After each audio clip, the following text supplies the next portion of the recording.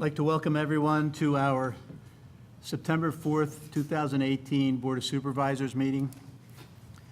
Tonight's short story is Everybody Wins. Last night was the last game for my 8-year-old son's soccer team. It was the final quarter. The score was 2-1, my son's team in the lead. Parents shouted encouragement from the sidelines as the boys clashed on the field. With less than 10 seconds remaining, the ball rolled in front of my son's teammate, one Mikey O'Donnell. With shouts of "kick it" echoing across the field, Mikey reared back and gave it everything he had. All around me, the crowd fell silent as the ball flew into the goal. Mikey O'Donnell had scored. Mikey had scored all right, but in the wrong goal, ending the game in a tie. For a moment, there was a total silence. You see, Mikey has Down syndrome, and for him, there is no such thing as a wrong goal. All goals were celebrated by a joyous hug from Mikey. He had even been known to hug the opposing players when they scored. The silence was finally broken when Mikey, his face filled with joy, grabbed my son, hugged him, and yelled, "I scored, I scored. Everybody won, everybody won." For a moment, I held my breath, not sure how my son would react. I need not have worried.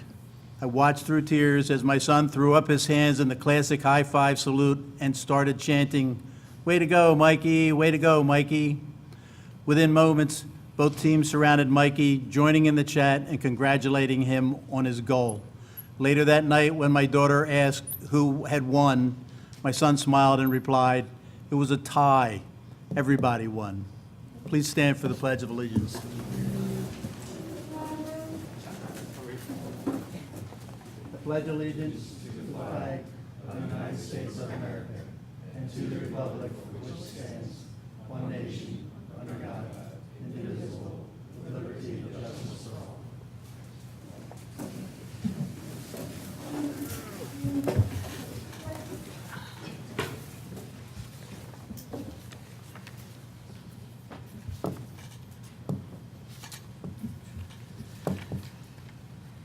Okay, I'd like to, at this time, I'd like to thank, I'd like to give special thanks to all of our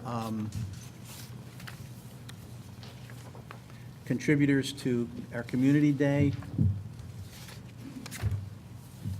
I'd like to just briefly read them off. We have two platinum sponsors. We have Audubon Land Development for $5,000, Gambone Brothers Platinum for $5,000. CNS Properties are silver. I'm just going to read them down. Deichel, Bartle, Dooley, Gilmore and Associates, HRMM&L, Kumo Restaurant, McMahon Associates, O'Donnell, Weiss and Matea, Premier Technology Solutions, SEI Investments, Winds Express Lube and Auto Repair, All Sports Center, BNB Family Limited Partnership, Brandolini Companies, CBIZs, I'm sorry, I can't read that, Advisory Services, Eckert Siemens, Sharon and Merlot, Pico, Perma, Richard Capusta and Company, Victory Bank, B Fresh Cleaners Incorporated, and I'm sure there are more to come. And I'd like to thank them personally for their contributions to our Community Day. And I'd like to remind everybody, Community Day this year is September 15th. Hope to see you all there. Moving right on, approval of the bill list. Has everyone had a chance to go over that, review that? Do we have any questions, comments? If none, I'll entertain a motion. I'll make a motion to approve the bill list for August 1st, 2018, August 31st, 2018, for the amount of $1,650,007.61. I'll second. Let me have your cheat sheet for a minute. Okay, I have a motion and a second to approve bill list from August 1st through August 31st in the amount of $1,650,007.61. All those in favor say aye. Aye. Aye. Those opposed? Motion carries. Next on the agenda, approval of minutes. Has everyone had a chance? Has everyone had a chance to review the minutes?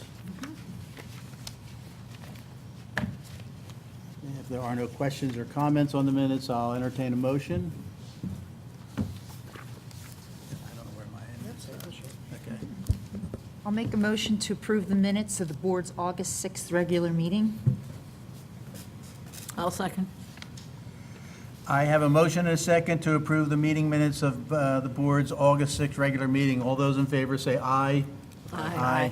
All those opposed? Motion carries. Public comments. Any comments? Yes, sir. Please come up, give us your name and your address, please. Hi, my name's David Lauser. I live in 39 Leatherwood Drive, just right over there. In June 21st, I had sent each of you a letter requesting that we evaluate and eliminate the fire siren that exists here.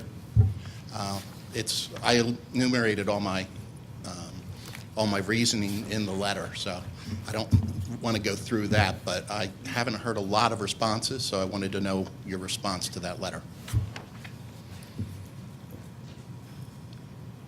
Okay,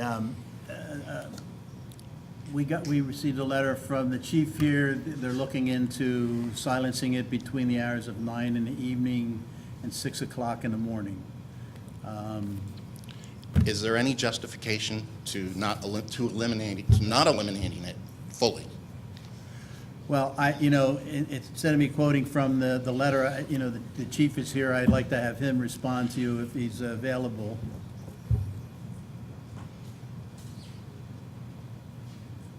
Or Joe, thank you.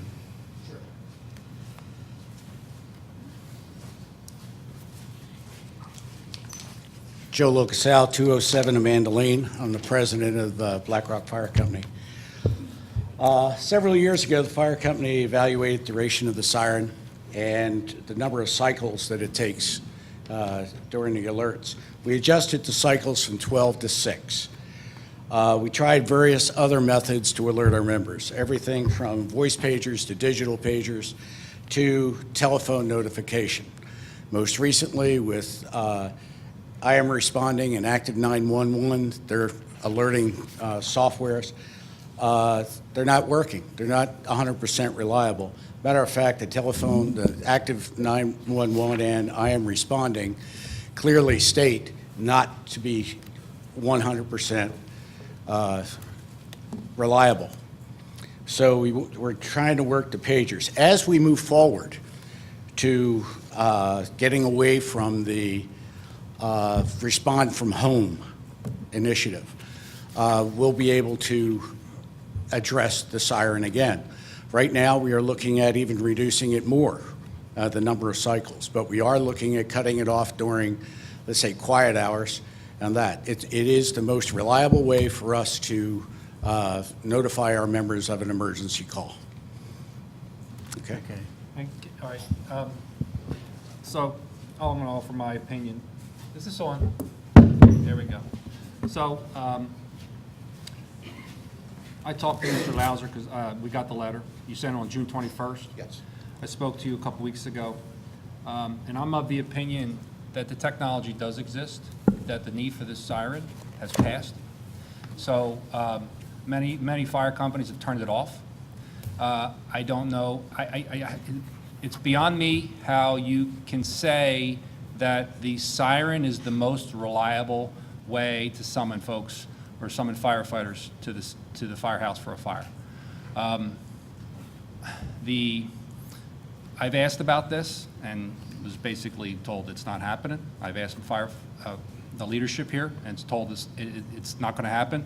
The folks here they live right here. They're waking up during the night, 26 years, and many others who are out there who are here. I could see they're here in the audience. They live it every day, and the technology works. So I don't know how you can now advocate to keep the siren running when most other fire companies have turned it off, not all, but most. And I just have to come down on the side of the residents who live in very close proximity to this building, that you should turn it off.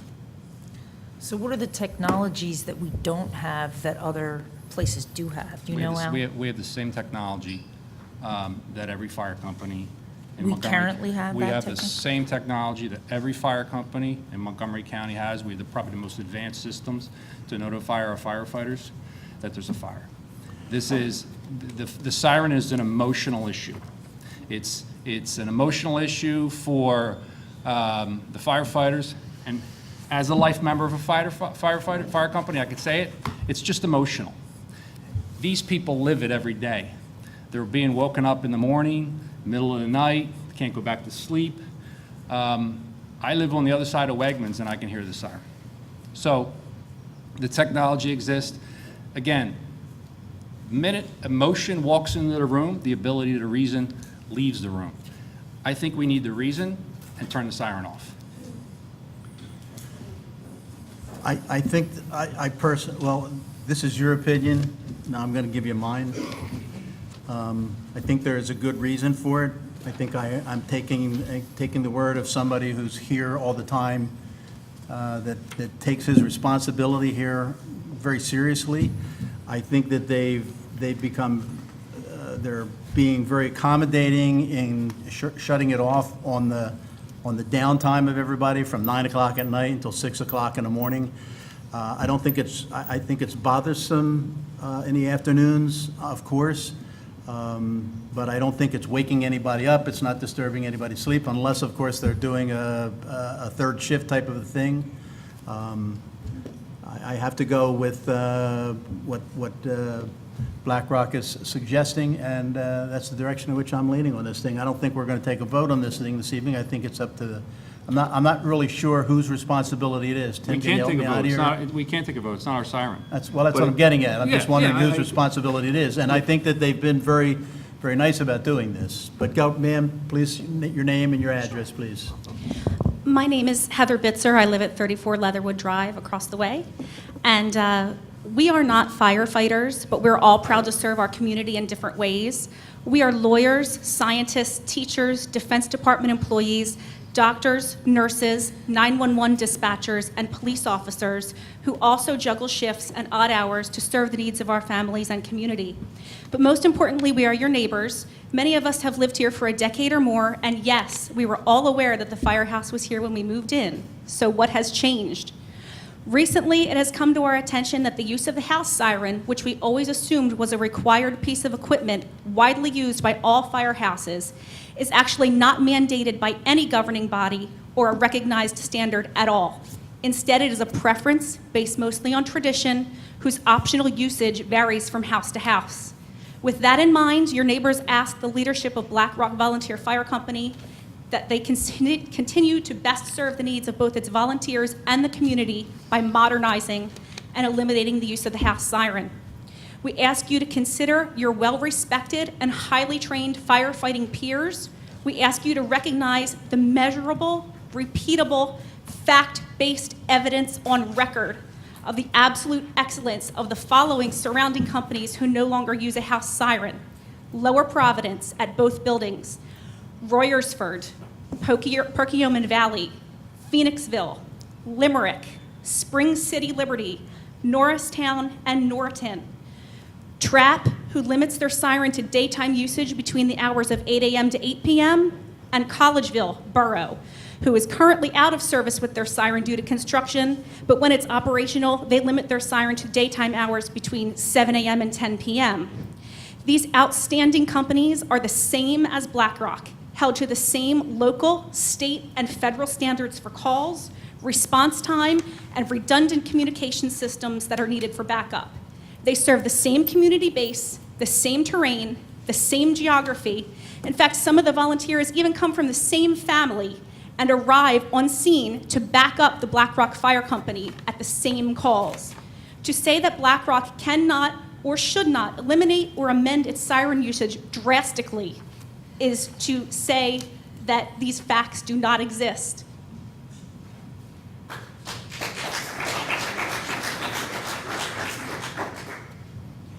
Anyone else, please? Yes.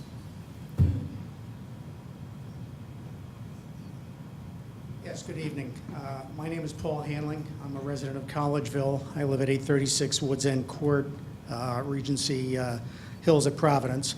And I don't know if this was in the agenda this evening, but I'd like to talk about the spotted lanternfly issue. I guess, as you're all aware, there's a huge infestation in the state of the spotted lanternfly.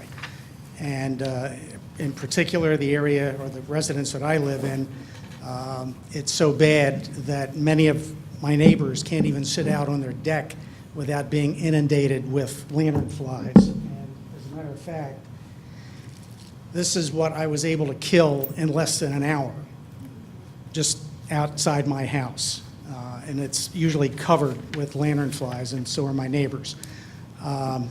In talking to Representative Warren Camp the other day, he informed me that apparently there's a $17 million bill that was passed to handle the situation. And if you go out to the state website, it indicates how much has been allocated to each county in the state for trying to control this issue. But yeah, it is definitely a major problem, and much of our development that we live in is surrounded by county woodland. And in that woodland area, there is a plant known as the tree of heaven, which appears to be a favorite of the spotted lanternfly. And I believe that that's what the attraction is in this area. So I'm asking, we are asking that the township concentrate as much resources as necessary to address this lanternfly issue, because it's going to be devastating to all plant life in the state if we don't control it now. I agree. Thank you. Thank you. Sir, if you contact the Montgomery County Department of Agriculture, can't hear me. If you contact the Montgomery County Department of Agriculture, that's who you need to contact, because they're the ones that distribute the money to the affected areas. We're going through it in a process where I work, and they've just treated 330 acres up there, and they have a process that they go through. To be honest with you, the lanternfly down here is not nearly as bad as it was last year in Berks County, Lehigh County, but it is moving south. It's in Chester County. And the State Department of Agriculture is completely in control of all those funds and what gets treated. So that they're the people you need to contact. In fact, I think, Tim or Brian could probably pass that information on also, but it requires a lot of work, a lot of treatments, and you just have to be careful you don't carry it beyond where it is right now. That's the important thing right now. Any other questions, comments? Yeah, I have one comment about the siren again. So we can't mandate that the siren be turned off. They've made an offer to reduce the time that actually blows, but from 6 to 9, I believe, right, Yeah, Joe? 6 to 9. All right. So I think we could do a little bit better than that. How about we do 8 o'clock in the morning instead of 6? Would there be some agreement there? 8 o'clock to 8, maybe 12 hours a day, 8 to 8? Can we consider that? Would that be fair? Thank you. The residents are here, and they'd appreciate a modification with the siren, and I think an 8 o'clock would be better than 6 o'clock. Thank you. I can tend to agree with 6 a.m. is early. That's early. Everybody's here, everybody in this room sleeping except John Pearson because he's up. Well, I think, was it Trapp that had the 8 to 8? I know Collegeville had 7 just to had 10, to but throw that out.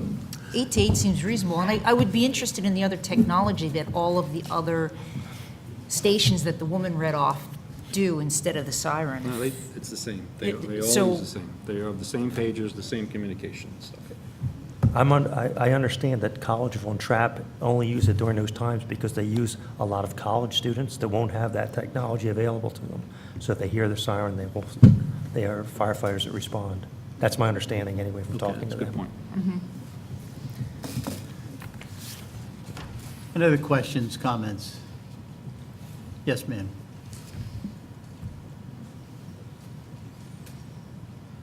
Hello, my name is Laura McAtee. I live at 41 Leatherwood Drive, and I also wanted to just speak briefly about the siren issue.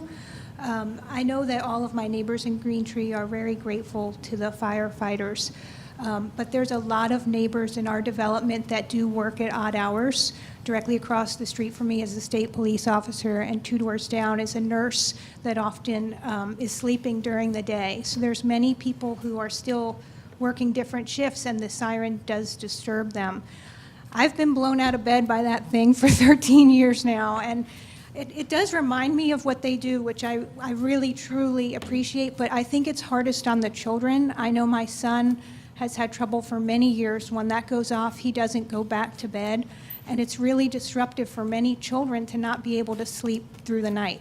In addition, I think it kind of is bad for the department in that, for example, when he's at baseball at the fields that are very close to the firehouse, and that thing goes off, you have hundreds of children that really are in pain. You see them put their hands over their ears, and you have 6-year-olds in tears crying because they live in other towns like Royersford. They don't know what that is. And it's so loud that I don't see why it has to be that loud and affect the children the way that it does. I'm very happy to hear that they're thinking of modifying the siren usage, and I do believe they deserve recognition for what they're doing in the township. I just think that it should be silenced if it's not needed, if the technology exists for them. Thank you. Thank you for your comments, and I'm sure Joe will take that into consideration when he presents it to the board. Thank you. Any other comments? Sir?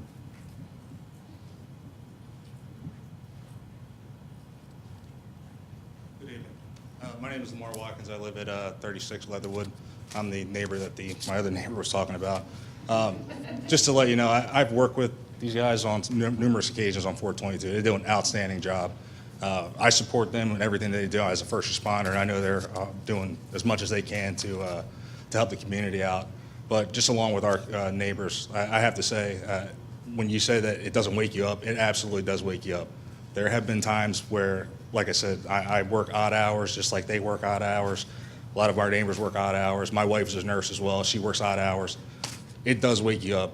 My kids get absolutely terrified. They have massive anxiety when that thing goes off. My son goes running. My daughter goes running around. She's crying. Dogs are going crazy. It does cause a problem. I just wanted to step up and say that because I don't know if it's getting across. And like I said, I'm not trying to put down the fire company at all. Like I said, I work with these guys on a regular basis, and they do a phenomenal job. But that siren, it does cause problems for the families in this neighborhood and the community. I live right across the street from the siren. I live right across the street from Pat and Dave, who actually composed the letter. And when you're in the direct firing line of that siren, it will knock you out.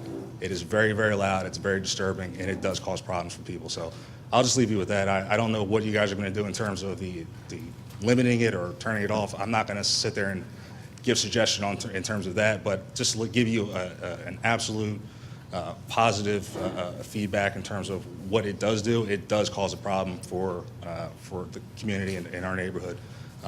I can tell you it's going off 3, 4, 5 times a night. When it's bad weather, you can count on that thing going off a bunch of times because they have to respond. And I understand that. They have to do their job just like we have to do our job.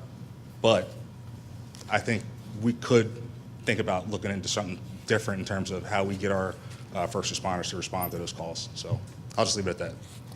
Thank you for your comments. Thank you. And I'm sure that they'll try to compromise and meet the needs of the neighbors, along with, staying with what their normal practice is, so, I mean, that's all you can ask.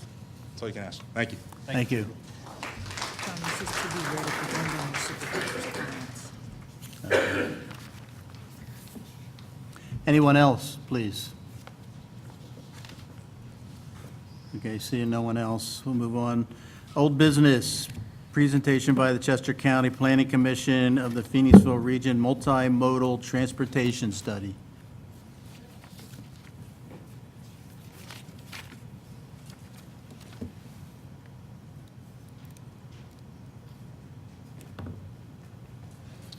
Hey, good evening.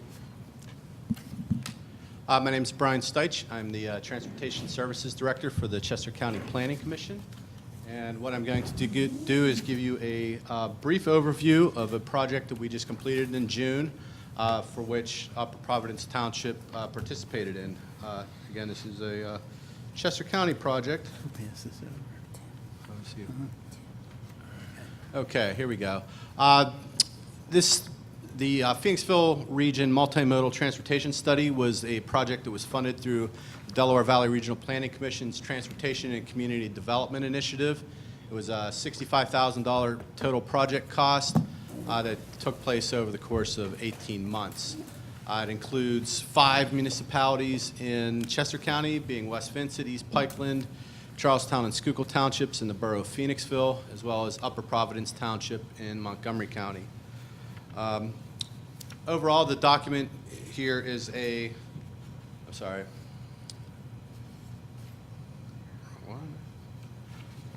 it's an advisory document, so it's not anything that we're looking for adoption. We have gotten from your borough manager a letter of acceptance that we needed for closing out this grant with DVRPC. But I just wanted to give you a quick overview of this. The mission was, to create a safer, more efficient, equitable network in the Phoenixville region. As you're probably well aware, the congestion around peak hours in both the morning and evening is pretty considerable within the Phoenixville region. And we were looking at not just roadway improvements, but also improvements for bicycle transit and the pedestrian environment. So more of a multimodal approach to the study. We had a pretty intense public involvement program. We had an open house that was held last May at the Colonial Theater, where we invited people to come in and pour over a bunch of aerial maps to identify where these potential problem areas for transportation were located. And we also had a project website. And over the course of the entire project, we met with a steering committee 4 or 5 times with representatives from each of the municipalities, plus TMAC, PennDOT, GVF, and others. What we came up with, there were a total of 26 projects identified through the public input process.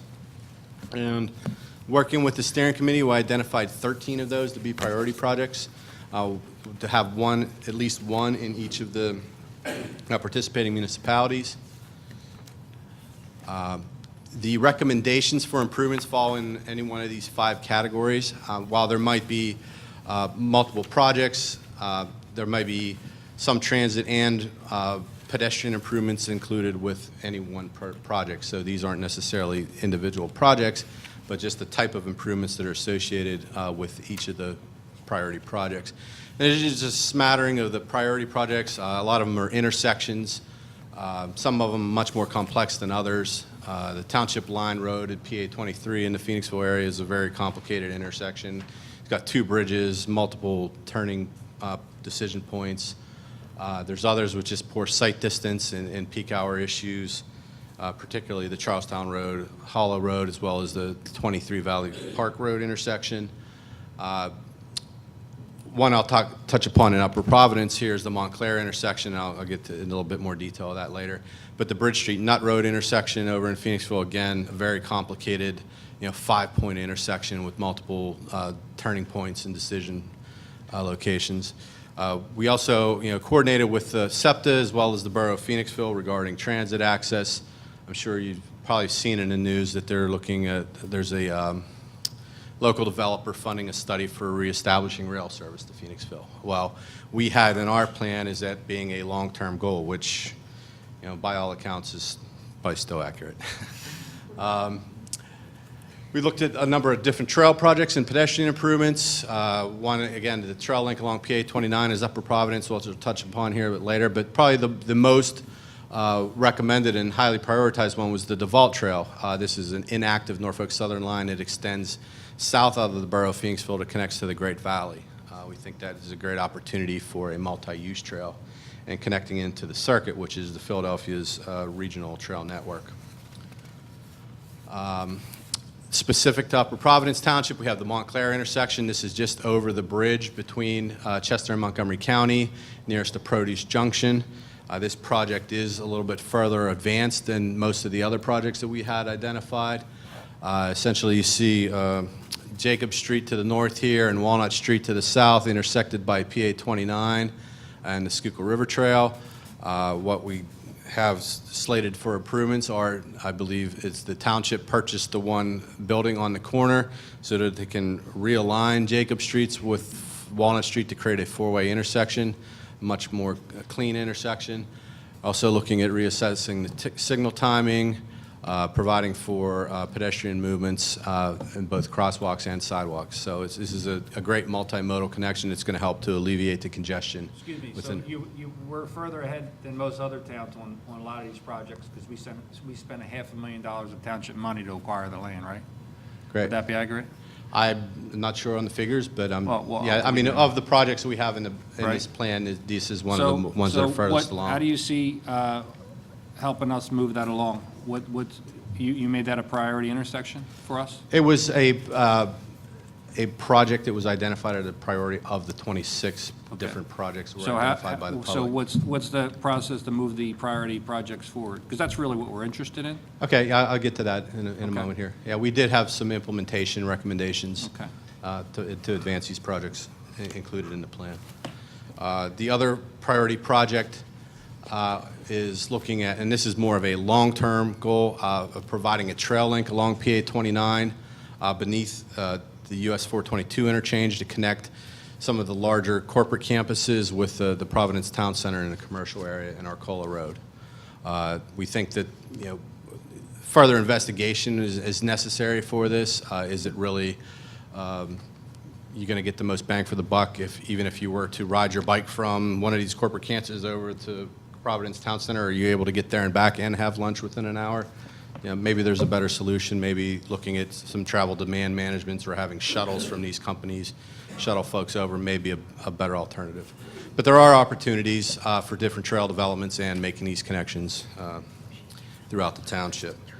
Also included in the plan, we have recommendations for both municipal planning tools, as well as we had interviewed a number of the school districts in the area. This is just a matrix reviewing, asking general questions about what's included in your zoning and or subdivision land development ordinances. On the right is Upper Providence's, and so you have more green, so you're therefore a little bit more progressive than the other ones that we worked with. Continuing on, there's also other tools, one of which is an official map, which this township does utilize. Also, they're also in process of getting a transportation impact fee, which is another tool that's identified to help with the funding and programming of these type of transportation improvements. We also recommend some sample definitions for filling in certain holes within the ordinances that you may have. And also towards the implementation, we have a recommended just order of magnitude and cost, as well as approximate timing, short-term, medium-term, long-term. Short-term being within 5, medium 5 to 10, and long-term probably 10 years or longer with the next step. So specific to the Montclair intersection here, we have it's relatively on the higher end of the cost. It's more of a short-term improvement, and the next steps are really to seek funds to continue intersection improvement, or realignment and implementation. The other one with the trail link, again, that's identified as probably a medium cost as a long term, and it's really to coordinate with the landowners on all four corners, as well as PennDOT to move that type of connection forward. So that's just a brief high-level argument or overview of this plan. I have delivered a few of these copies to the township. We worked with the manager, Tim Typerman, as well as planner Jeff Grace, who participated in the study, and I'm here to answer any questions you may have. I have a question. Of the trails that you mentioned in Chester County, how many of those are completed? Or do you have any, how far are they towards completion? Or are these just proposed plans? A lot of the ones that we have are for proposed improvements. None of them are completed, though? Well, there are segments that are complete, like, for example, the Schuylkill River Trail. There are segments of that are complete in Chester County. That's kind of outside of our study area. But Right. for example, the French Creek Trail, there are sections of the French Creek Trail that are existing right now, but there are missing pieces that are included in this plan. Okay, and what's your recommendation for both of us to work together towards getting what we want out of all of this? Or some of this, I should say, because we're I not mean, going I to think get you need all to of it. work with your local county planners. I mean, here in Montgomery County, obviously with Montgomery County Planning. Sure. You want to keep an eye open for funding opportunities, particularly for intersections, which could be Green Light Go program or automated red light enforcement through PennDOT. There's other, from Act 89, the Multimodal Transportation Fund opportunities that are available twice a year, once through PennDOT and another through the Department of Community and Economic Development. And there are potential funding sources outlined in this document as well. Those are just a few of them. You mentioned the Montclair intersection there, which is very important. Yep. And how would you go about supporting us if we have to go to Harrisburg to pursue this thing? That would be a big climb. Yeah, I mean, there's a lot of, the need for transportation improvements and everything like that, I think all of them are important. I think that, you have this report here to back it as something that's been identified that you can use in future applications to keep the ball rolling on it, essentially. Okay, but we can take you and say that you guys are supporting us in this endeavor. Yeah, absolutely. I mean, we're all within the same metropolitan planning organization, so these Right. projects are all kind of thrown into the same ball of marbles. Right. So, they are evaluated through the MPO and scored, essentially. But that's towards it being on the Transportation Improvement Program, and opportunities of getting new projects on there are very slim.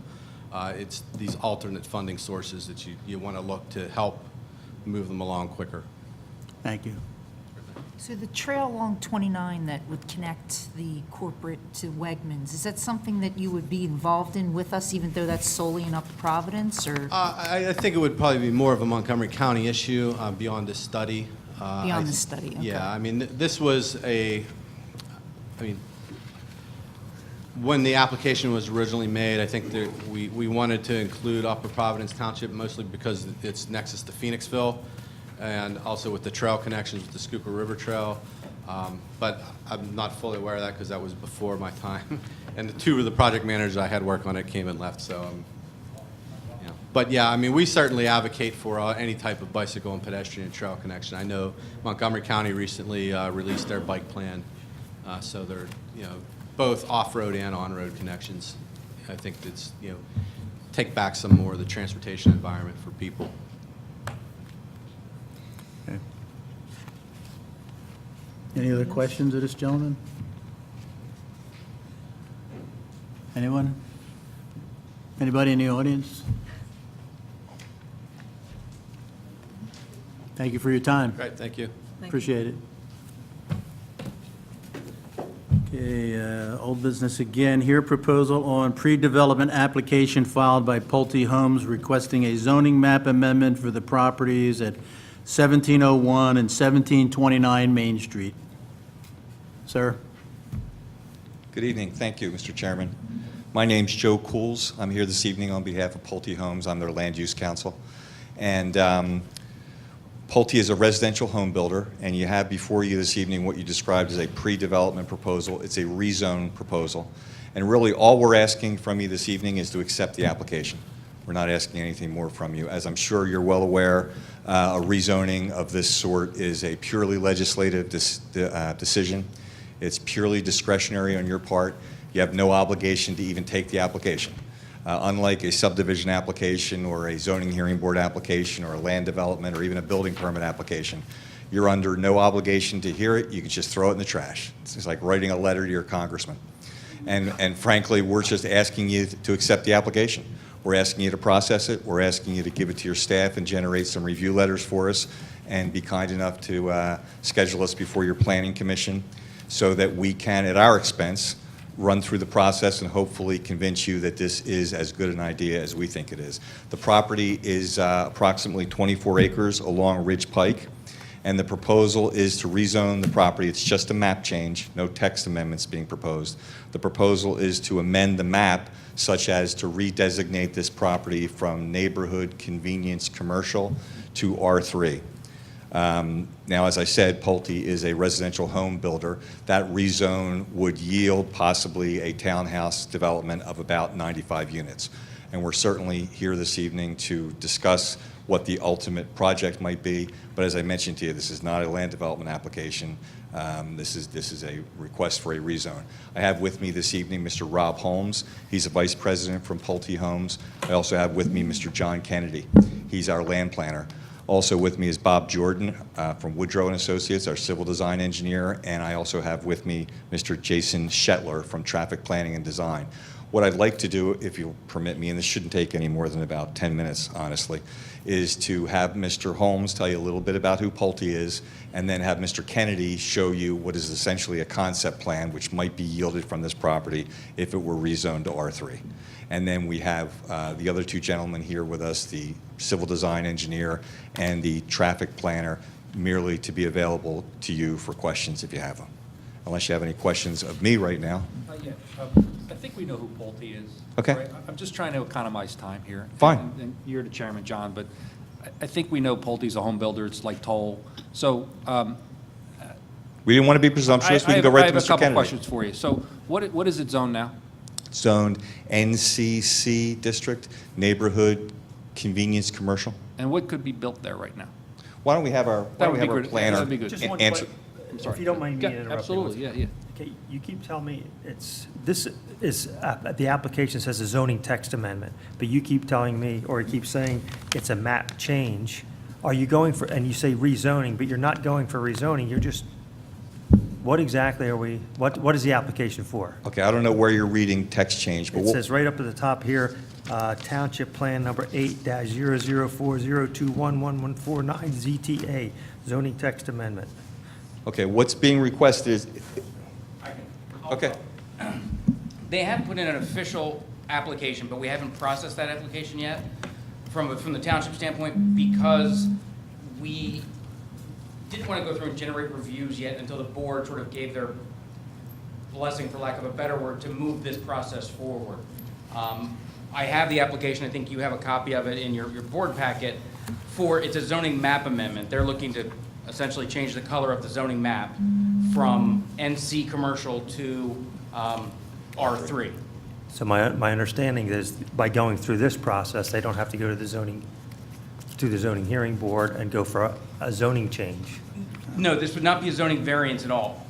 It's a zoning map change.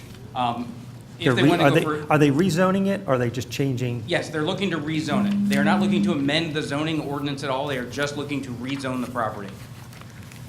Okay. So we could let them spend their dime, Phil, let them go through the process and still turn them down if you want to later on. Well, I'm not. But, you know, it's their decision to go forward. I don't have a problem with them going forward with this thing. Maybe I can clarify a little more in case there's still any remaining confusion. We are not asking for any text change. Okay, that's. We are strictly asking for a change to the map. We would like to adopt your R3 as it currently exists on this parcel. It's not really a zoning hearing board application because we certainly wouldn't be able to establish the criteria for a variance. This property can be used as NCCC. It could possibly be used. We think it's a better idea zoned R3. We're hopeful of convincing you of the same. Obviously, as I started out this conversation by making clear, it's purely discretionary on your part. You can say no for any reason whatsoever or no reason whatsoever at the beginning of this process or at the end of this process. So what we're asking you for, again, is merely the opportunity to be heard. Okay. But we have a planning commission. Why is this here right now? I mean, why doesn't this go to the planning commission, get their opinion? You're up here with a test us just to see, first of all, you want us to vote on, I don't know. No, I don't. We're not going to vote on anything, but like, what are you going to see if three of us nod and two of us go like this? No, not at all. You haven't even seen a plan. Nobody's seeking to Well, why don't you freeze. go to a planning commission so we can have our planning commission review it more in depth than right here? Well, we're going to. That would certainly be the first step. The only reason we're here this evening is because of the fact that you don't have to take this application. That's the only reason we're here. Certainly the next step, if you told me to leave right now and say, Joe, great, go to the planning commission and we'll take your application, we'll authorize staff to process it, then we're done. We certainly understand that the first step in this substantive process is to appear before your planning commission. In fact, we've been there once already. We actually went to the planning commission before we even filled out the So application. you're here to see if you can not have to spend the money to go to the planning commission, am I No, right? no. Does it No. cost you anything to go to the planning commission? Yes, but we've already spent that money, and we're going to spend that money again. And we're spending the money They here can- this evening. We're not obligated in any way whatsoever. I agree. Whatsoever. And if they're willing to spend their money and go through the process, let them go through the process, and not a big deal. That's what they want to do. And we're not asking you for a vote, frankly. If I can clarify, we used to have staff meetings on site where we would bring applications like this in, and they would sit in front of the board, and the board would say, look, we like this, we don't like this, let's move this forward, let's not move this forward, go back, work with our consultants.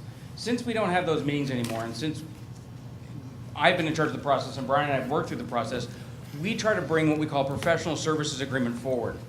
We have them sign an agreement saying, we're gonna move them forward for a certain amount of money to just have some escrow money in the game, so they have some skin in the game, and so they can pay for my time and some of the consultants' time if they need to be.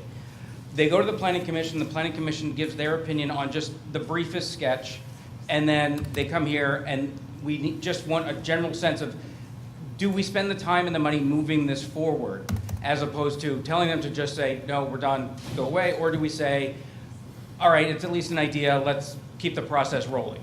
It's a way to sort of flesh out a little bit of the underlying issues before we go through the full planning commission and a full review and have to go back and forth 5 and 6 times on some of those issues. So that's why we've done this before with some other developments. The Lance Silver Rhino, this is the same process. We're bringing them forward to just give you a sense of, and the public a sense of the idea before it gets dropped on them and says, oh, here's a full-blown zoning application, land development application.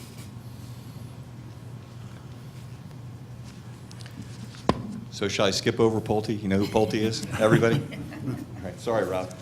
So we'll turn it over to Mr. Kennedy, and Mr. Kennedy can describe the site to you and describe a little bit about what might be possible if the rezone were to occur. That's fine.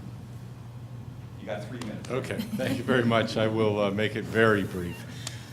If we look up here, we can see the site located right here.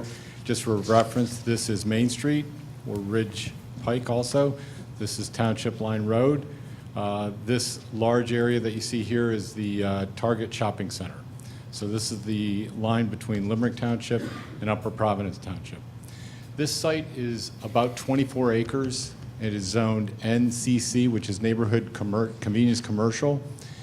When you read the text of that particular zoning classification, you realize very quickly that it's actually a designation that was designed for very small infill sites, half acre, acre.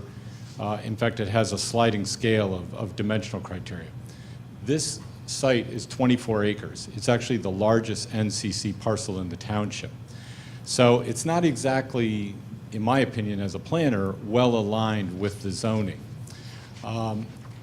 That fact also combined with the fact that there is a very, very soft demand for commercial development, commercial land right now. I'm sure many of you are all familiar with the fact that with the advent of online shopping and also telecommuting with the use of a router, there simply is not the demand that there once was for commercial zoning and commercial land.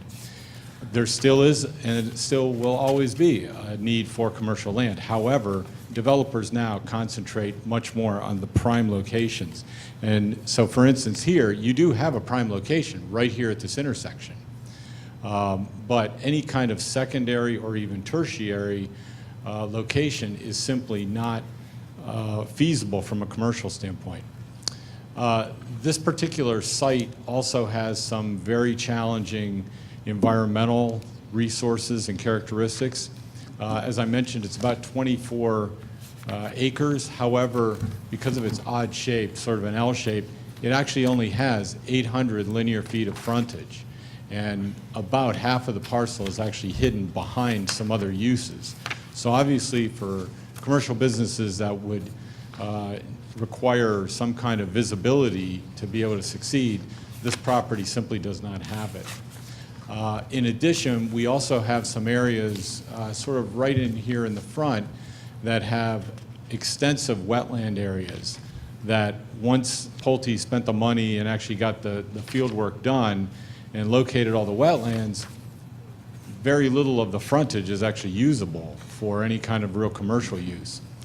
The fact that it does have close proximity to this kind of large commercial center and the close proximity to Ridge, in my opinion, it makes sense for kind of a more transitional residential use, maybe a medium-density residential use, and that is why we zeroed in on the R3, which would permit townhomes. So here you can see just a real quick blow-up of where it is compared to the zoning map. It is right here, the NCC. This is actually from your comprehensive plan. The 2010 comprehensive plan designates this area as a mixed-use area. That is not necessarily the zoning, that's just simply a statement in the comp plan of what they would like to see there, a mixture of uses. Obviously, there are some uses in some parcels further to the west that were all commercial. So in my mind, I think that a medium residential use would still achieve the goal of a mixture of uses in this general corridor along Ridge. And if you notice, that corridor actually extends from the intersection here with Limerick Township all the way over to Trap Borough. So it really is connecting that main corridor along Ridge. Now here is an example of what an R3 plan could do. You see the parcel here outlined in red. As Mr. Cool stated, we would not be asking for any amendments or changes to the R3 zoning. We would work within the R3 zoning. It's fairly straightforward. There does have to be some field work to actually determine what the allowed density would be. This particular plan shows 96 units. That's probably the maximum. It may actually go down from there once all of the resources are cataloged and mapped. One thing that this does show is you can see the 800 feet of frontage here and the very large area of wetlands. So you really do have a very limited area that could be used for commercial, and then this area back here is completely hidden. One other, well, there's a couple advantages that I think the township could gain from this rezoning too. One would be some trail connections, which are on your trail map, and that would be Pulte's willing to make some trail connections through the Pico easement and also trail connections through this parcel, which would continue on further south, could continue on further south, and that would help to implement some of the trail goals in your open space and trail plan. And in addition, there was a proposed roadway that was placed on several maps, and that is to connect this area directly with Township Line Road, kind of weaving through some other parcels and some other businesses further to the west. And we are leaving an accommodation for that. If I can go back real quickly. That would be basically connecting up this area and making a connection through to Township Line Road. And there has been some accommodation through it in some of these parcels. And in the parcels that not have been developed, for instance here, the township could also request those people to leave accommodation. So long term, there could be potentially an additional way through to Township Line Road without going along Ridge. So we feel that that would also be advantageous. But again, this is just an example of what could be developed here under R3, and then also finally, here's an example of the type of townhome that we would be proposing. They are 24 feet wide, 2-car garage. As you can see, these are 2 stories, very residential appearance with a variety of building materials and breaks and architectural style. So we think that this would be a more appropriate use for this particular location. And we have also done fiscal studies, demographic studies, and we would only ask for the opportunity to put on a hearing and present all this. Okay, the plan that you put up there, the 96-unit plan, that's your concept plan, not the 105-unit? That's correct. Basically what happened was we started to look at this property, and we did have a higher number of units on this property, but then we also started to get some further field work done, and the wetlands were more extensive than we thought. And again, there's further investigation that has to be done. That's why I say this would probably, this represents kind of a high water mark. Okay, so just a couple things. If you go drive in Collegeville up Ridge Pike, and you mentioned it, the Ridge Pike corridor. Yes. You start in Collegeville, go through Collegeville Trap. Right. You go through Upper Providence Township into Limerick, all the way up to the village of Limerick. Mm-hmm. There's not really any residential properties on Ridge Pike. There's old homes that have all been converted, just about all. Directly on the road, that is correct, That's yeah. correct. That is correct. Would it be a consideration that you left the front some sort of commercial and had your access road to the back? Well, as a residential portion? we did look at that. That's done in And traffic. I don't want to never say never, but we did look at that. Unfortunately, it's an extremely small area, and this is a little hard to navigate here. Where's the blow-up one? The real problem is that the market for commercial is so soft that even a pad site at this location would not necessarily be successful. We're pretty far from the location, from the intersection right here. We're also not really at an intersection. In early discussions with staff, they were hoping we could align with Pennapacker, but we can't even really do that because of the wetlands location. So it's honestly kind of it would be a pad location that would be kind of floundering out there and would be very difficult to be able to sell or rent. I think he has a very good question there, but you also have 800 foot of frontage on Ridge Pike, which is a major road. We do. Yeah, sorry about this. But as you can see, between kind of grading and the wetlands, this is a stream corridor that's coming up through the property, crosses over ridge. And so you've got some grading issues, you've got some site distance issues here.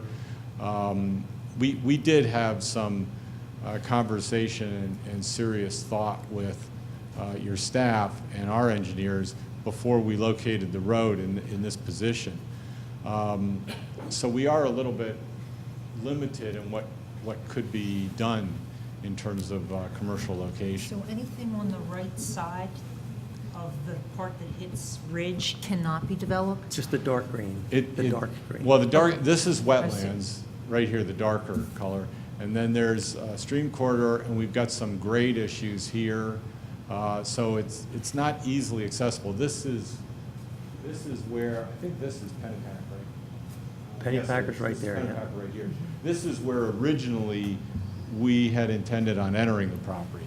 And then the original intent was you come in here and all of this could be commercial. And when the wetlands got fully mapped, that simply did not happen.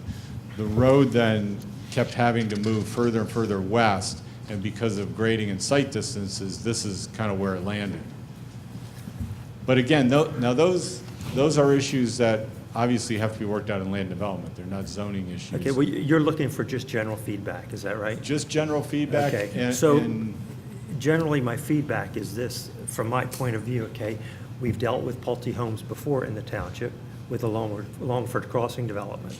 Mm-hmm. Okay, so I see an issue already with the townhouse layout back there for the same problem that we have in Longford Crossing, which is a lack of parking. You've got it all crammed into one area, and we deal with that. Okay. And also, we have another townhouse development another one that you inherited, Brian, on Linfield Trap Road, where we have parking, all sorts of planning issues with that townhouse development.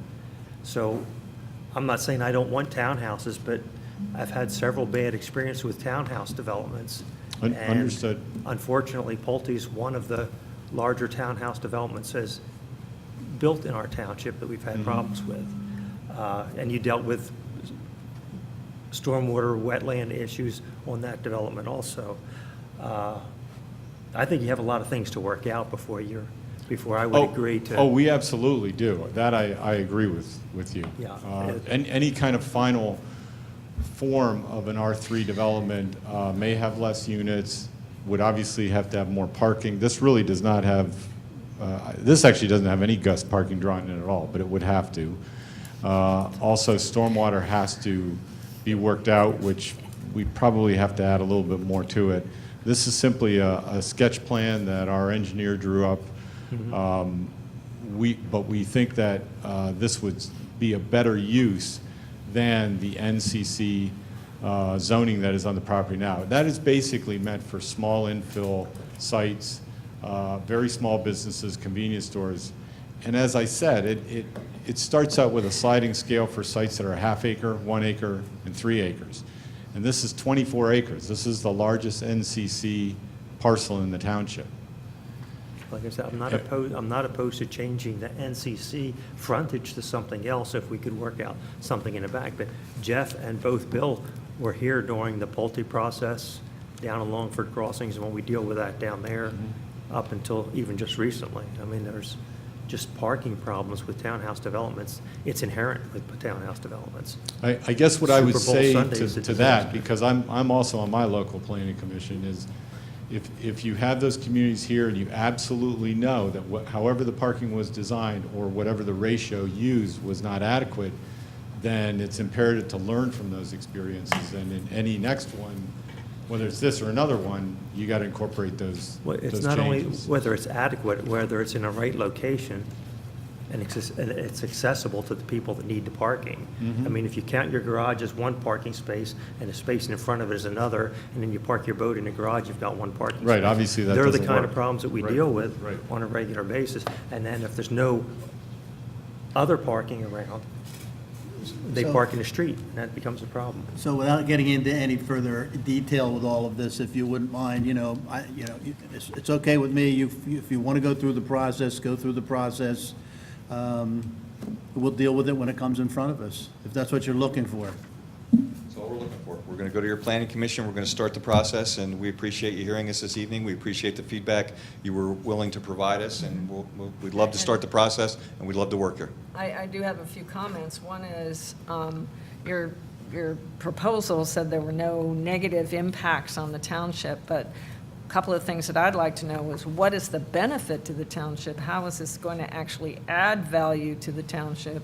Also, I don't think that the layout and the design of the homes is very creative, imaginative, new and different. They look like cookie-cutter townhomes that you see everywhere, and I'd like to see something different than the same old, same old.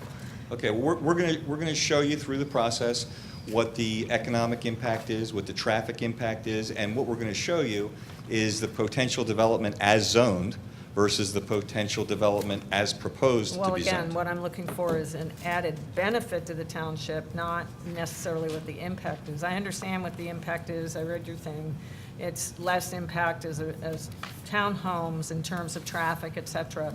But I'm looking for the good stuff. What's the good stuff? What's the benefit to the township that's going to, bring value to the township in general? And I'd like to see more thoughtfulness and creativity and inventiveness and vision regarding the whole development in terms of layout, in terms of individual design of the townhomes. I don't currently see, any amenities in the particular sketch plan right now. And there's no secondary access as you have it right now. So those are the 4 things that concern me. But Sure. I'm, in general, not opposed. Okay, we Okay. understand, and we understand what we have to show you. Thank you. Good questions, Lori. You're on your own. Thank you. Thank Appreciate you, your time. gentlemen. Moving right along, consider formal approval of the amended MS4 stormwater plan. Bill? Public comment period for the plan terminates tomorrow, I believe is the last day for that. It needs to be submitted to DEP on September 12th. No changes have been made. I'm not aware of any public comments received by the township at this point in time. So the plan can move forward down to DEP unless you have some massive objection. You don't need to pass a resolution or anything like that. It's just making you aware that the plan was amended as we discussed. We added the alternative for the GSK site in the plan, was the major component that was changed in the plan. Anybody have any final questions on this? If not, I'll entertain a motion on it. I'll make a motion to approve the amended MS4 stormwater plan. I'll second that.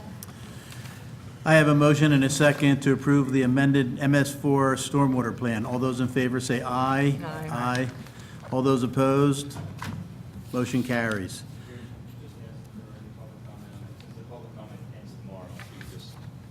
I'm very sorry, Mr. Solicitor. Are there any questions on the MS4 stormwater plan?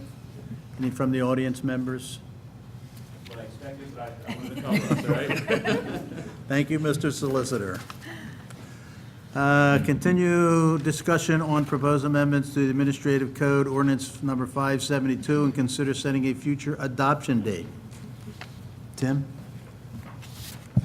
What I gave everybody is the recent strikeout version from the solicitor, just so you could know where all his changes and puts and takes are. And I think Eric has been briefed on some of the changes. So if there's any major issues, if there aren't any major issues, we're ready to advertise this.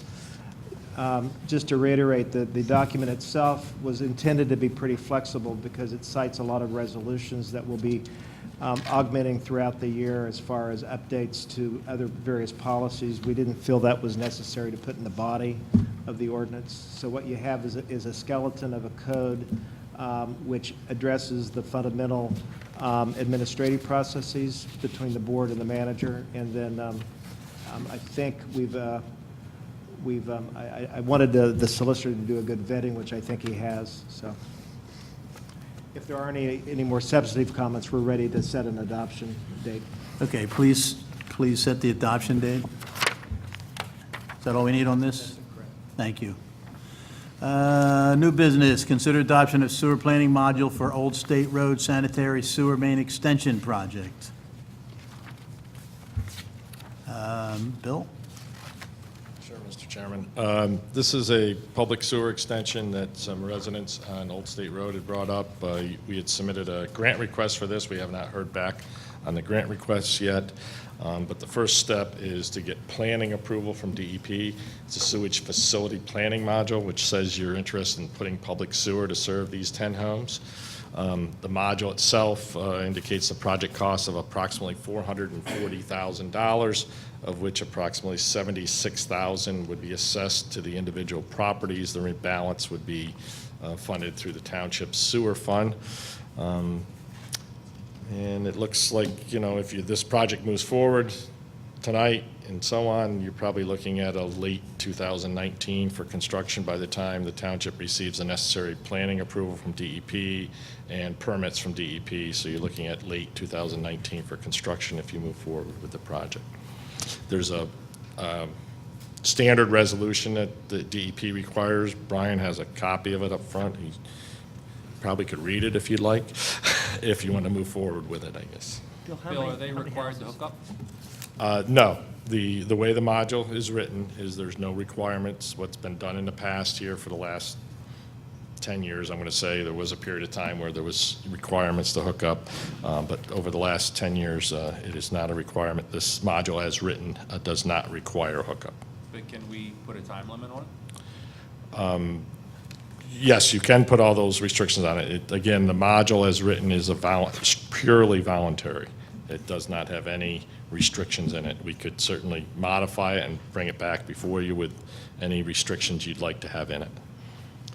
What's the total number of units this would? 10 units. Just 10?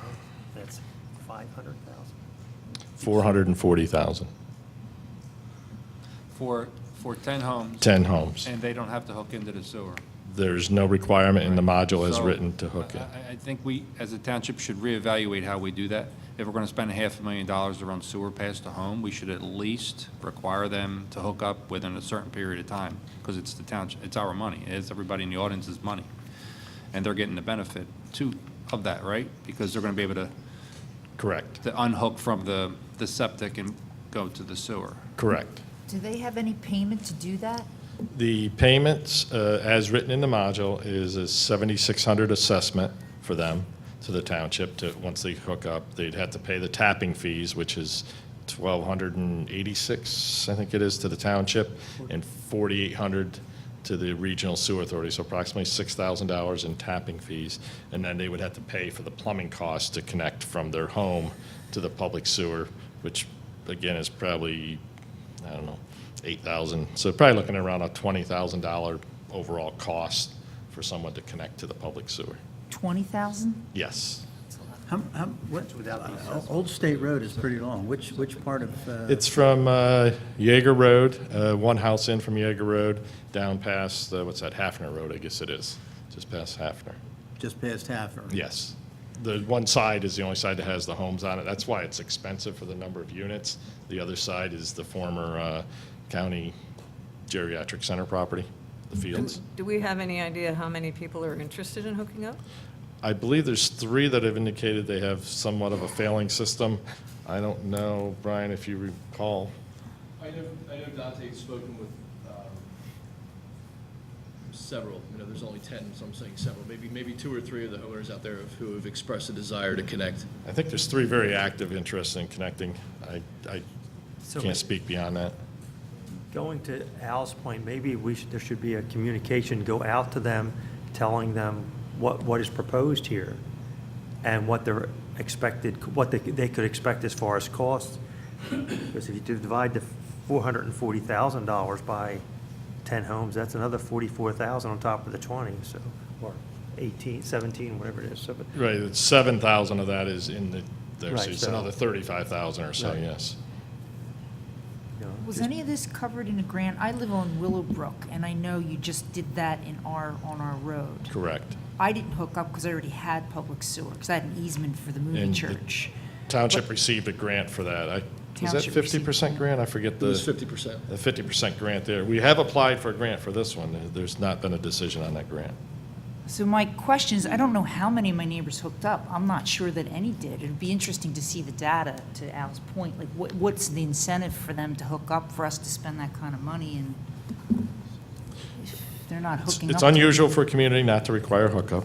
You know, this is a unique community in that way. You've done it historically here. You've done it historically here. Again, it was a change, 20 Eric. years ago, 15 years ago, you did not do that. It evolved over time from a mandatory hookup to a time frame hookup, as you're talking, as Al, you had indicated, some sort of time frame, and then there was, you must hook up if you sell, I think, a resale with some of the conditions. There were various conditions put on in it, and then Failing it system was morphed into 100% voluntary. So perhaps some folks watching on TV or in the audience don't realize, what's the cost? People will connect because of the failing system. Right? Correct. A failing septic system, and what does that cost roughly to replace? That's going to cost them between $20,000 and $30,000. So it's pretty much a swap. If their septic fails, they have to do something because they're. Correct. Not flush very well. Correct. But I That's think probably when they do it. That's in our current ordinance. If they have a failing system, they have to connect. If public sewer is available, that's correct. Right. So Eric, this question is for you. If the sewer is out in the street and somebody sells or, buys the home, isn't it customary for the bank to require them to tie in? Well, If- no, not for a bank. The The financing- bank's just going to make sure that either they're hooked up to public sewer or their sewer system works. Now, if they get their sewer system tested and it's failing, the bank's going to force them to put a new system in or connect, and that's when the township would come in and say, if it's available, you have to connect. Do we have that statement now, that if it's available, they have to connect? I'd have to No. I don't know. Not worded like that. I don't know if it's worded directly like that, yeah. I don't even know if there's a time frame. It's typically, there's a distance-wise. It's not that it's just in front of the property. It's if it's within 150 150 feet, yeah. Yeah. Yep. We have another system, we have another full neighborhood, right, that we talked about at our workshop a couple of days ago, right? Yeah, well, the whole That's Tindy, close by. the whole Tindy Run area is much, much larger than this and much more expensive. Millions of dollars for that total area there to put sewer in, yet we're not gonna require anybody to hook in. And it's our sewer dollars, everybody on TV, everybody, it's our sewer dollars that we're spending, that we're providing the service, yet we're not requiring, A, hook up on a sale, or B, a timeline. We're not saying hook up right away. I mean, if you give somebody 5 years, a lot of those septic systems will fail, and it also helps us recoup the money that we spend so that the rest of us don't get a rate hike, because that's what'll happen. We're going to spend all of our sewer money. So that's all. I said my piece. I'm getting a consensus from the board here that we really probably ought to discuss this a little bit further before we move on with this. Am I right? Want to table this till? I'm getting a consensus that they want to table this thing, so. Okay, well, we can come back with several alternatives for you, to Absolutely. consider, and then you'd probably want to poll And the maybe- residents in that yeah. area, I would guess, And also. maybe give us an option, like Al was saying Yep. about, maybe we want to change our attitude towards things and make them hook up once it's there. Okay. And take Phil's consideration and notify the people that are there that this thing might be coming and how interested they are in hooking up, spending that kind of money. It's a considerable amount of money for somebody to reach in their pocket for. If you recall, John, when we did the Hess Road, Burline Road, Lewis Road, we did have we invited all those homeowners to a meeting, so they understood what, if we went forward with the project, what the project was going to cost. Now, the parameters may be a little bit different now, but we informed them up front, and Okay. quite a few of those were on board with it, so. Yeah, let's Understood. just not spring it on them. Yeah. Okay, thank you. Bill, thank you. Consider approving a proposal to conduct a community recreation needs study from Field Goals US. Tim, I'm here. Jeff, thank you. I know last time I talked to Tim about this. Well, as we've talked about between Jen, Tim, and I, we have a set of proposals in front of us. And as we talked about at our workshop last week, we do have a lot of details we sort of have to work out. And some of those details will vary the price a little bit. How many focus groups we have, how many questions on the survey, which specific capture system they use. They list 2 of them that they're a little foreign to me, but those are the things we want to clarify. So what we're looking for tonight is approval to spend up to, I think it was 50, that we, 57 of the total proposal. I don't think it's going to cost that much, but to spend $57,000 to get this survey in process and to get it completed, but to sort of move the process on so we can get it sooner rather than later. Okay. And this is the staff's recommendation. We have looked at other people. Yes, we have. Penn State was another program we looked at, and Penn State was very good, but there was a value-added charge that they would charge us for not being related directly to Penn State, which was an additional 40%. Yeah, 40% markup on the project, which, while it'd be nice to go with a large university like that, I don't think it's necessarily worth that extra amount of money. But those 2 firms were recommended to the township, and then the 2 proposals, Field Grade US, whatever they call themselves, they came back with the best proposal. Mr. Chairman, Field Goals was actually the successful bidder for a project that DVRPC was doing, and they had 8 RFPs. This was their top candidate, so we feel this process has already been through the competitive process to some degree. And Yes. How long would the study take? That's one of the questions that we have to nail down. It wasn't clear in the proposal. My guess is that we probably take the next 3 to 4 or 5 months to get the survey sort of in process. I think from my standpoint and from Jen's standpoint, in our discussions, we'd really like to hit the ground running in January to get the survey started, to get focus groups started. You don't want to put it off too much until summer because you get people going everywhere. Spring, winter, and fall are a little better to have a little bit more attentiveness to it. So we really want to hit the ground running at the beginning of the new year with questions, which there's a lot of backup to get to that point, so. And could some of these questions be used for a comprehensive plan? This would roll into that? Certainly, too? certainly. We will be, and again, it depends on how many questions we have, but I think we'll all be taking our little bites of the pie on questions that we want to have in the survey. Okay, can they meet our timeline? I'm sorry? Can they meet that timeline? I don't think they're going to have a problem meeting that timeline. Okay.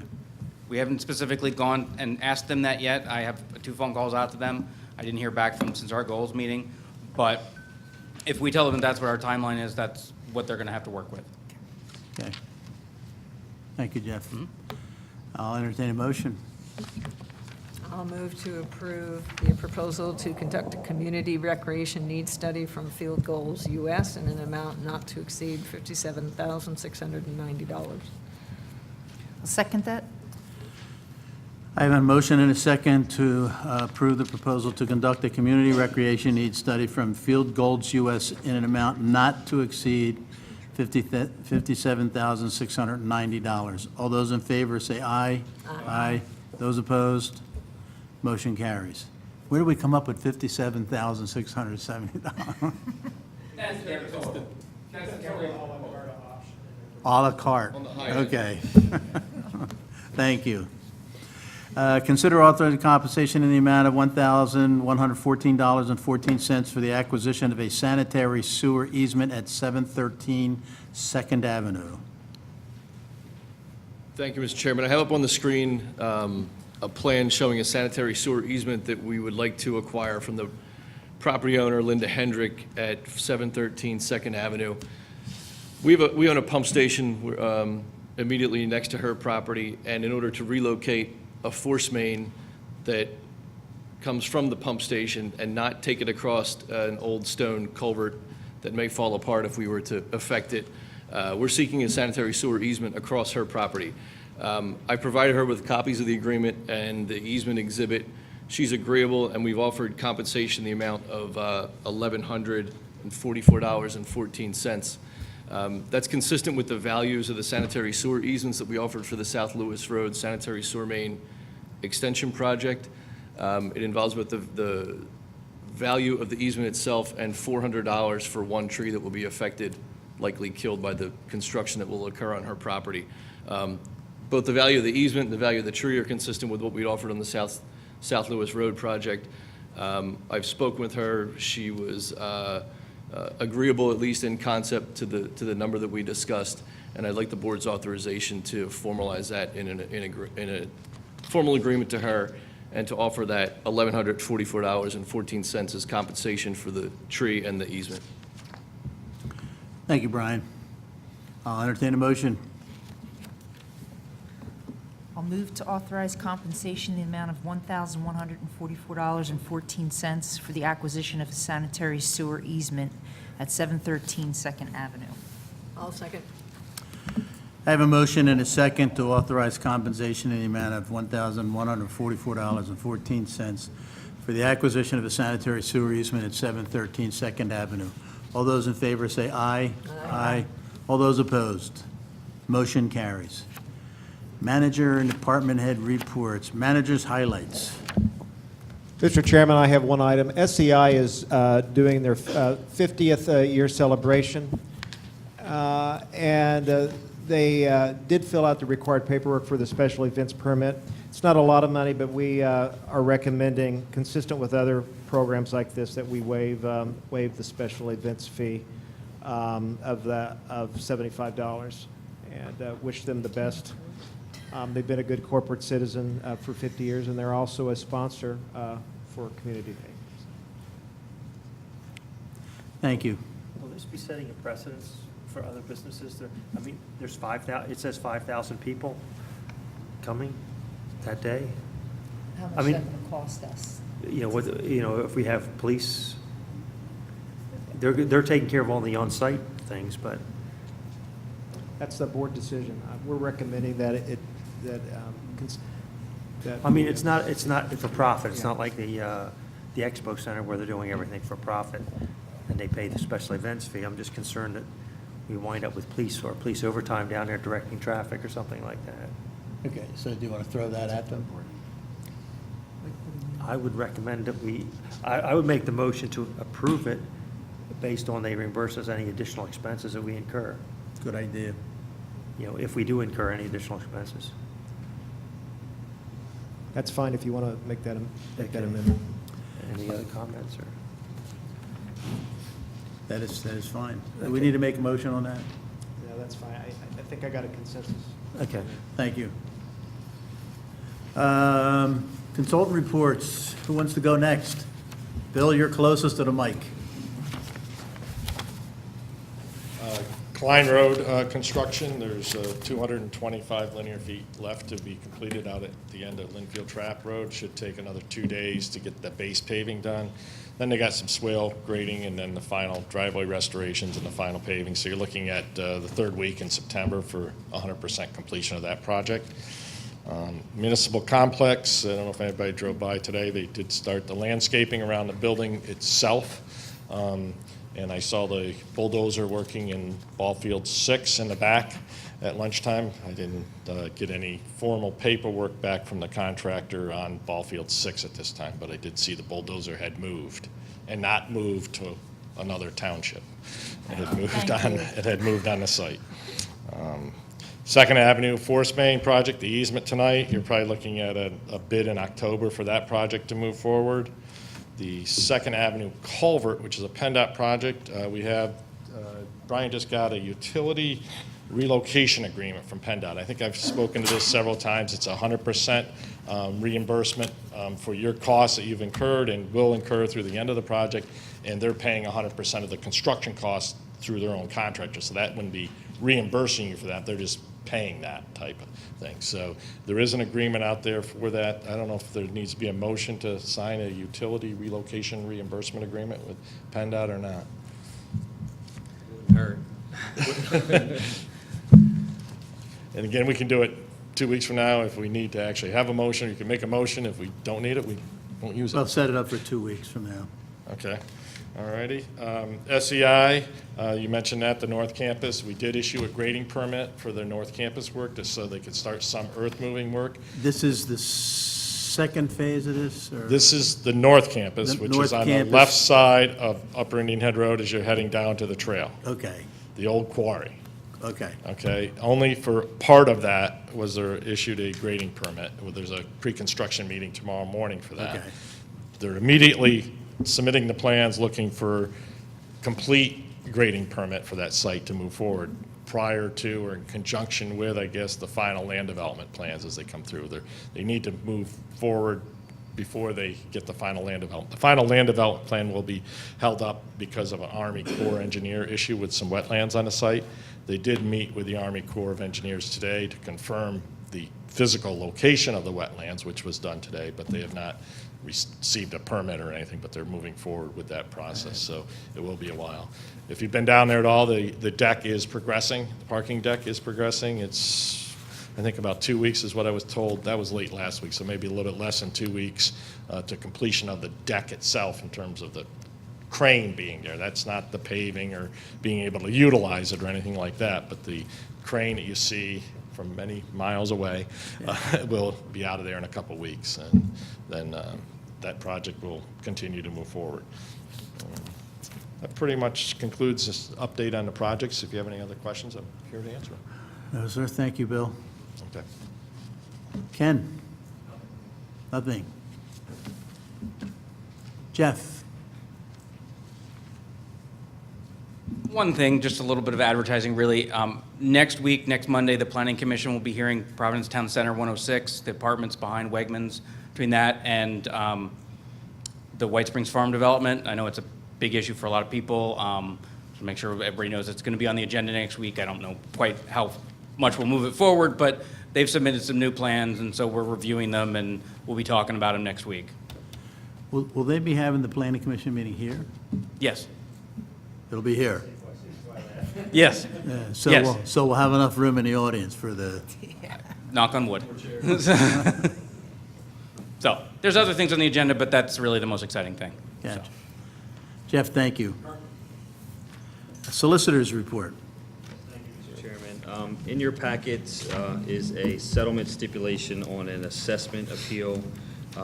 We are looking for an approval of that settlement stipulation. The net result of that is essentially that the taxes will be increased by the township, and you will receive an additional $760 for both 2017 and 2018. And then moving forward every year, the assessment will be higher for your tax purposes. Actually, it was a school district appeal to increase the taxes. A lot of school districts took an active measurement throughout the county, and they looked at commercial properties that were undervalued, and so they actually brought the appeals to increase the taxes, and that's what happened here. So, That's a switch. yeah, it's everyone's trying to get extra money, so That's a switch. every governmental authority, so yeah. So, yeah, and most of these, from the township's perspective, you don't spend time for us to monitor them. We're such a small player in the deal. Just to give you by way of comparison, we're getting an extra $1,500. The school district's getting an extra $144,000. So, but it's because they've taxed for the number of years that this has been on appeal. We've only taxed the last 2. So, so it's an increase. So it's to your benefit to approve this one. So I guess you're looking for a motion to approve the settlement stipulation as set forth in your packets.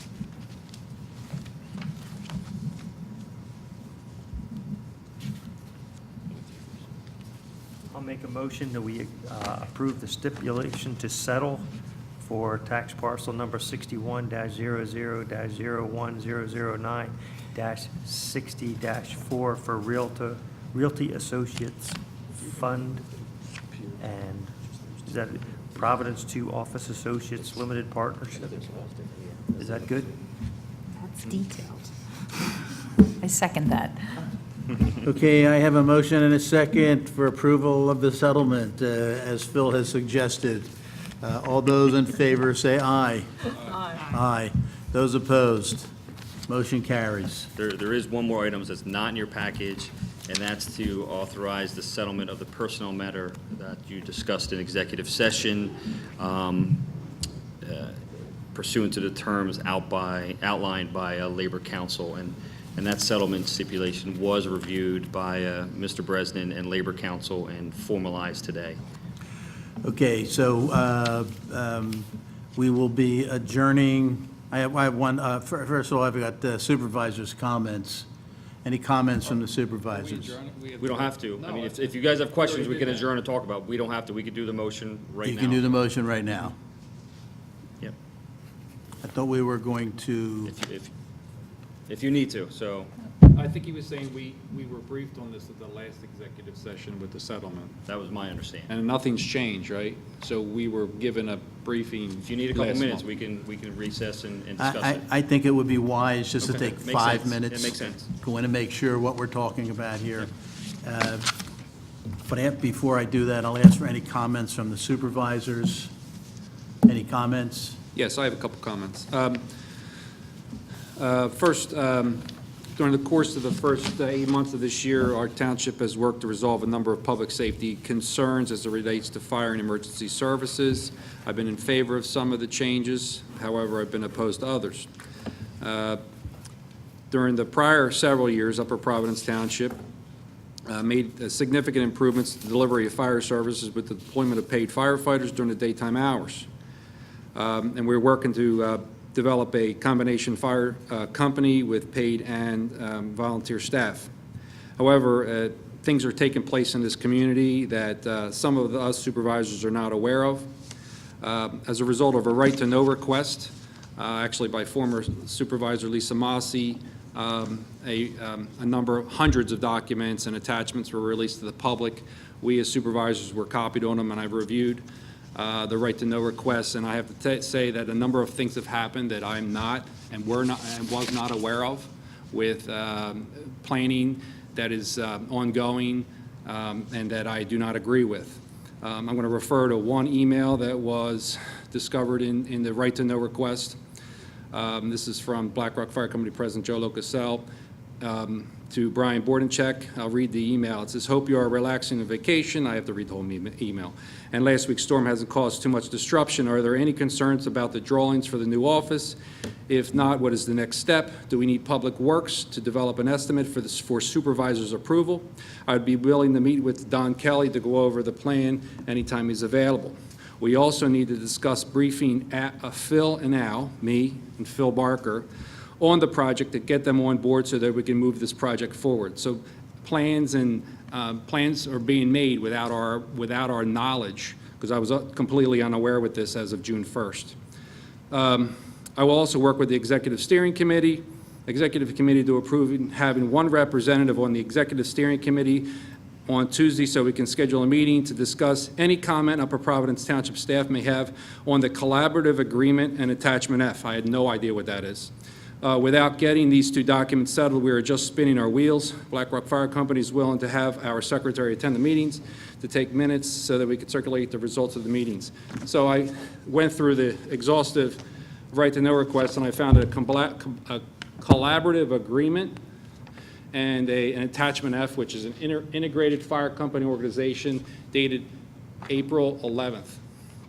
And there are a number of things in here that I'm okay with, but there are quite a few things that I'm not okay with. One in particular, I can go on forever.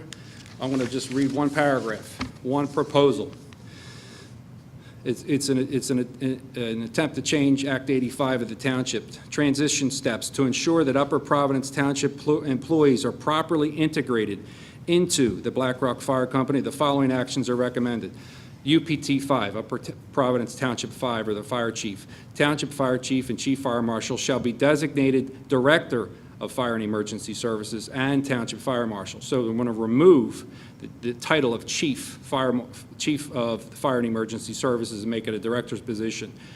The routine designation, and I'm sorry if I'm confusing anybody, but the routine designation would be FM 68, which is Fire Marshal 68, which is Upper Providence Township's number in the Montgomery County. And if a significant emergency incident occurs that is above the capability of the Black Rock Fire Company chief officers, or the Black Rock Fire Company chief officers request assistance in either an incident command level of incident fire operations, level, Fire Marshal 68 could serve as an incident commander and utilize the designation incident command or incident operations with the name of the incident being utilized in lieu of the incident. Very confusing, but what that means is that if we agree to this, the township is abdicating all control over a fire scene to the fire companies. And although our fire companies are extremely competent, we are duty-bound to make sure that we have control as a township of our fire and emergency services. Just like us giving the fire chief or the police chief total and complete control without any of our authority, I will not and I cannot even go in this direction. Okay, so, but the problem, my biggest problem is I would have stopped this on April 11th. I'm one of 5. And knowing that Phil Barker voted to change Act 85 last year to designate a chief of fire and emergency services, that leaves 2 people on this board that I believe will not support this. I don't know what the other 3, if you've read this, because it's my understanding, and here's the other thing. Lori Higgins and Helene Kelsey, I believe, also haven't been completely kept in the loop. You've gotten a lot of emails, more than I have. But my point is, this cannot stand. All right, the township must maintain control of the fire and emergency services. That's the fire department, that's the ambulance. It's our duty to make sure that the services are delivered properly. And we love our volunteers, we love our first responders, but they need to act under our direction at all times. We appreciate their help, and we provide funding for them, and they do a great job. But ultimately, when it comes down, when it comes down to it, the township is in charge. Thank you.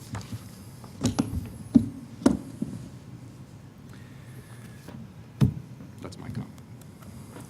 Did you insinuate something about me knowing what was going on there? No, well, yeah, because a lot of the emails are on your name, but I didn't mention your name.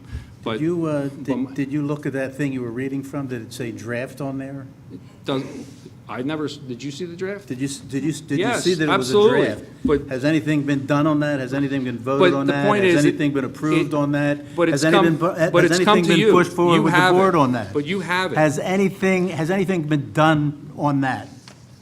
No, because it hasn't been passed in front of us yet. Okay. But that's the direction this is it. going. There's many other documents, there's hundreds of other documents and emails that show quite the contrary. And all I'm saying is, we are all one of 5 elected Board of Supervisors. Are these your words, or are they coming from Lisa? Lisa has nothing to do with it. Absolutely. Lisa has nothing to do with it. We received got her permission to do this? No, I don't need anybody's permission, John. We received copies of this, that's where I got the information. It took me hours to figure this out. Figure what out, though? Nothing's happened. It's Nothing's a draft happened. from It's a April draft. of It's last like, spring. nothing's been done with Obviously, we it. didn't move in this direction. No, We haven't taken any action on this. We haven't gone in that direction yet. It's a recommendation. It's like. A recommendation a recommendation to the board that hasn't gotten to us, but it's been seen. The emails were sent to you.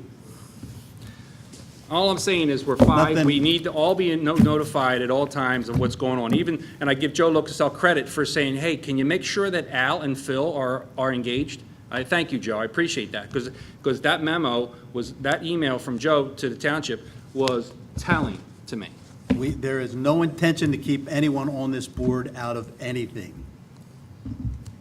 Well, No, we have to work as a team for this yes, township, but there's right? been, since early in the winter to today, actually until end of July, when all this right to know request came out, I have been kept in the dark. And I assure you, given my background, I am no longer staying in the background with the delivery of the public safety to this community. Well, as much as you want to longer. be involved, be involved. Well- You wouldn't be Embrace making, that. you would not be making an issue out of this if Ms. Mossy hadn't requested these right to know. And I would have never seen it either. Yes, I didn't file the right to know. She filed it, and we were all copied on it, and I spent hours going through it, and found the issues. Who prepared the draft? Who prepared the draft? Who prepared the draft? I don't know. I believe the fire company did. She's saying, Joe. I don't know. I'm asking. I don't know. I saw it, but who prepared that draft? Tim? We received it from Joe. I suspect that he did, from Joe Locasell. Okay. Again, no one's trying to hide anything from anyone on this board. But an attempt is made to have us abdicate our responsibilities. And now we spoke about this at the workshop the other day, which was a public meeting in the daytime, which was a good time to talk about it. But we cannot just abdicate our responsibility and our direct control when needed with what takes place in this community. Well, I don't think anybody is. No, I'm not giving up I'm not any sure where authority you're of this getting that from, a board. draft from April that Joe Locasell wrote, and we had Okay. nothing to do with So you it. admit It's it's a the draft, document- and the it's document- merely an idea the that was document speaks for itself. proposed. But who prepared it? It's not It final. doesn't, it's The already been document- explained. the Joe document speaks prepared for it, and it's like it's a draft. I'm not sure what you're trying to stir up. No one's I'm not trying to take stir power anything up. from I'm not, no, my point is that we haven't been informed, and all I did was read an example of Nothing's something been that's done on it, and you have a copy of it. What's the problem with it? I had to go dig for it, but that's okay. You didn't dig for it, someone else dug it for you. All right, any other comments?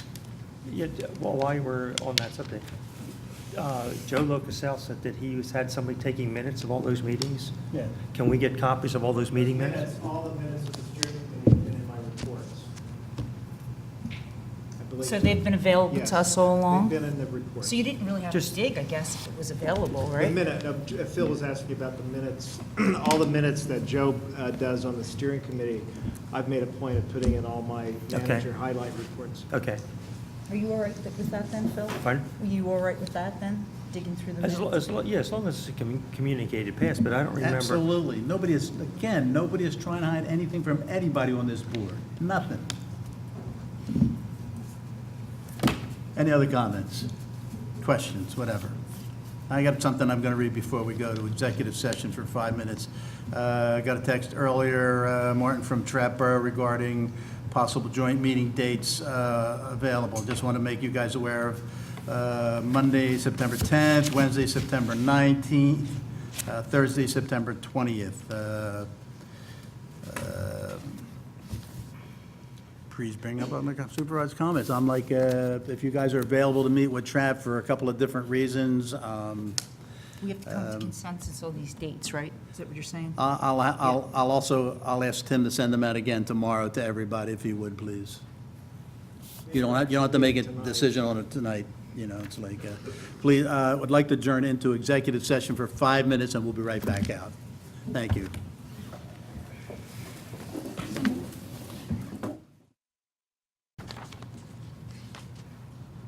Thank you. Help me out here, Mr. Solicitor. How do I explain this? So we just met an executive session on a personnel matter, and there's no action going to take place tonight. So be it. Then motion to adjourn. I entertain a motion to adjourn. I move to adjourn.